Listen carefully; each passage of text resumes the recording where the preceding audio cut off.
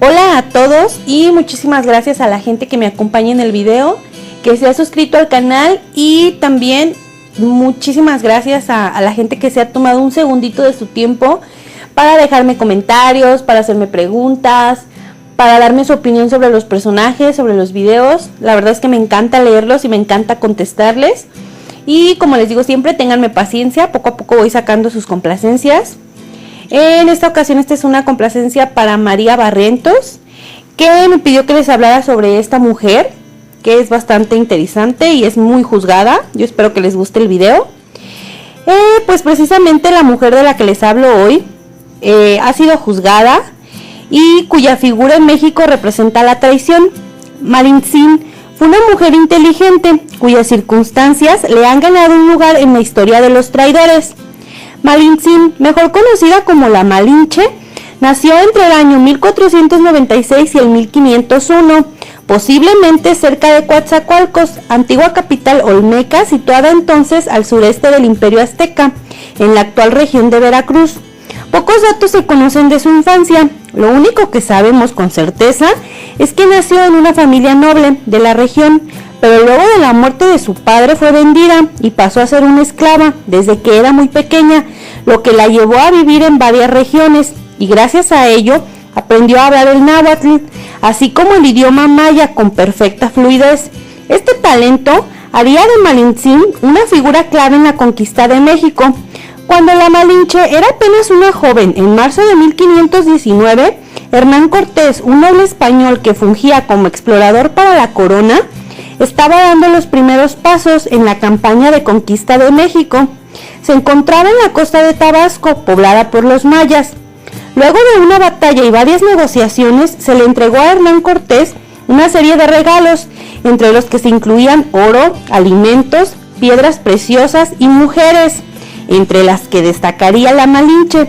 Para los aztecas era común este tipo de regalos, pero el motivo no era del todo sexual, pues las mujeres eran entregadas para tareas domésticas, aunque para los españoles no existía mayor diferencia.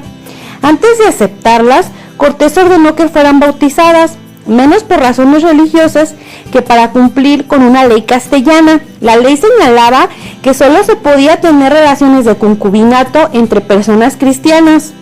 Al día siguiente, frente a un altar bastante improvisado que solamente fue precedido por un fraile, finalmente se bautizó a estas mujeres. A Malintzin se le bautizó con el nombre de Marina, y desde entonces se referirían a ella como Doña Marina.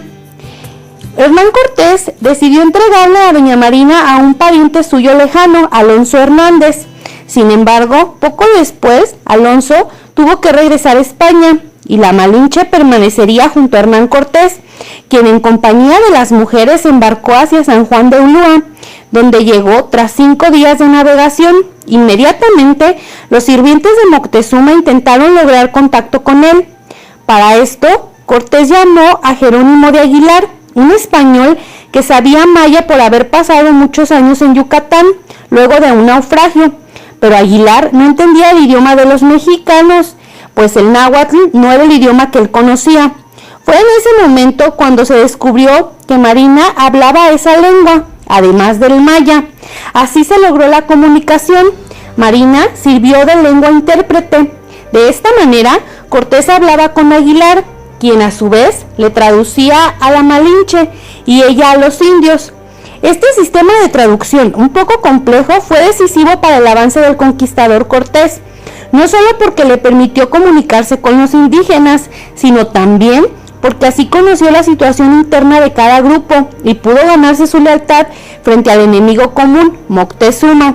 A partir de entonces, la situación de Marina cambió radicalmente. En San Juan de Ulúa, al enterarse de los conocimientos de la cautiva, Cortés le prometió que le daría regalos como la libertad y una nueva posición mientras fuese su fiel intérprete. El conquistador no se quedó ahí. No sabemos si Marina a sus 19 años era tan hermosa como es descrita, pues los retratos que tenemos no son más que bosquejos. En todo caso, Cortés no tardó en hacerla su amante. La colaboración entre Hernán Cortés y Doña Marina fue muy estrecha. Incluso sabemos que había una relación muy cercana. El papel del amante de Cortés como intérprete fue a menudo decisiva. En Cholula, por ejemplo, salvó a los españoles de una muerte segura al revelarles un complot de los indios que una mujer del lugar le había confesado. En Tenochtitlán hizo posible las conversaciones entre Moctezuma y Cortés, en las que Marina debía traducir los complicados discursos del español sobre los fundamentos del cristianismo. Marina tuvo presente durante toda la noche, triste, incluso en la campaña final sobre Tenochtitlán.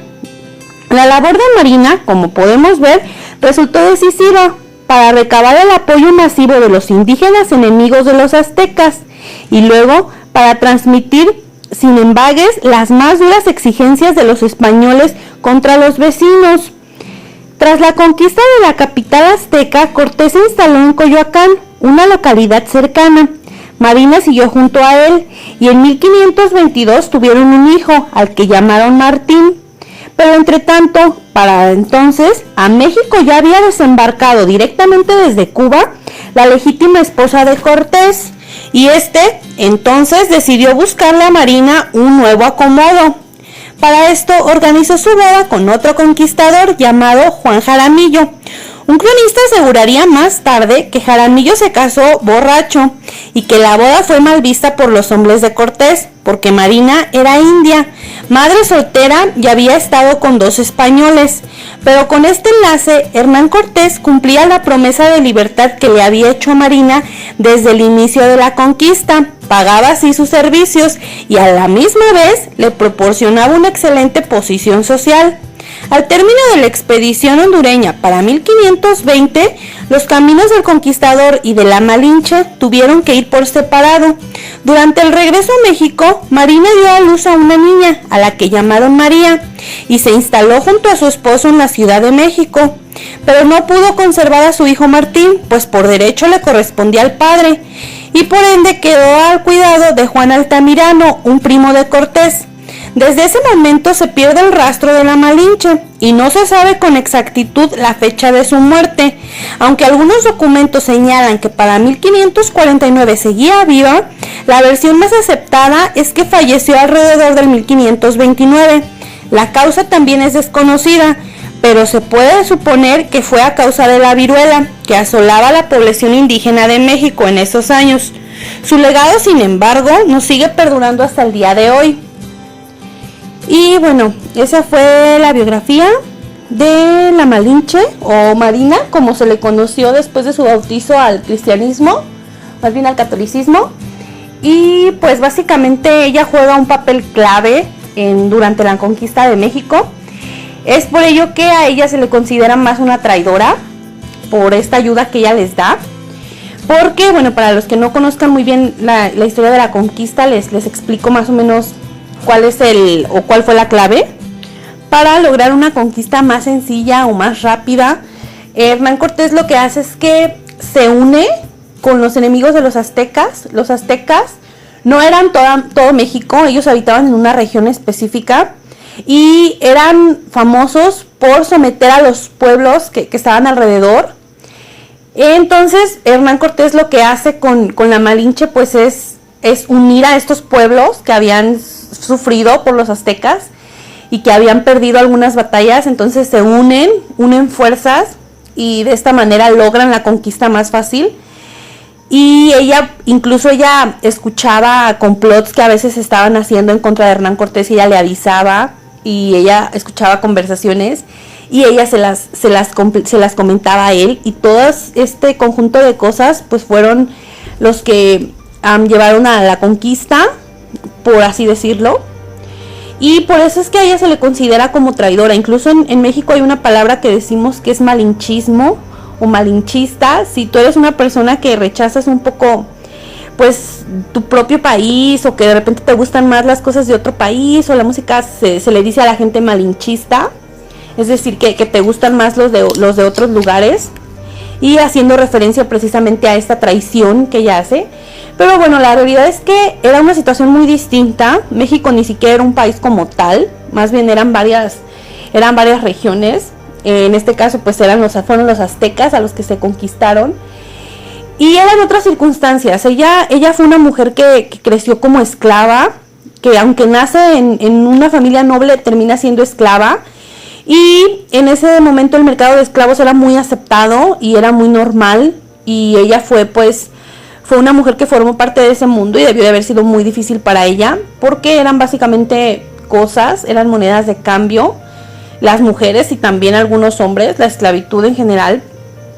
Entonces cuando a ella le toca pues esta cuestión de los españoles, era algo demasiado nuevo. En ese tiempo no se entendía el concepto de que algunas personas llegaran de otro mundo, ni mucho menos, ni de otro continente. Entonces pues ella lo único que hizo fue utilizar sus talentos. Yo creo que fue una cuestión de supervivencia y de querer, digamos, de querer sobresalir o de querer obtener unas mejores condiciones de vida, porque las condiciones de vida de los esclavos no eran nada bonitas. Entonces yo creo que no la puedes juzgar desde un punto de vista moderno. Tienes que tener en cuenta las circunstancias del tiempo y tienes que entender el contexto en el que ella vivía. Era una época totalmente distinta. Para las mujeres era muy difícil la época porque no tenías oportunidades. Entonces para ella, yo creo que ella hace uso de este talento y de esta inteligencia de poder entender esos dos idiomas. Más tarde aprende el español y era todavía más fácil para ella las traducciones. Entonces yo creo que fue una mujer inteligente y no creo que haya nada de qué juzgarla. Yo creo que simplemente hay que entender el contexto en el que ella vivía, era muy diferente al de ahora. Y yo creo que ni siquiera dimensionaba lo que estaba haciendo. Para ella era simplemente otro pueblo y en ese momento además era muy común. Los aztecas tenían problemas con otros pueblos y con otras regiones y se peleaban y se conquistaban y hacían tratos. Entonces yo creo que ella lo vio así. No creo que haya visto la magnitud de las cosas como las vemos ahora, que sabemos la historia. Pero bueno, yo espero que les haya gustado y sí me gustaría decirles que yo tenía pensado subir más videos este fin de semana, pero tuve una falla técnica con mi computadora y yo creo que se me va a complicar. Espero pronto poder subir más videos para ir avanzando más a lo que ustedes me han pedido. Pero les agradezco muchísimo que estén al pendiente y no se preocupen, síganme dejando sus complacencias que sí las estoy sacando. Muchas gracias.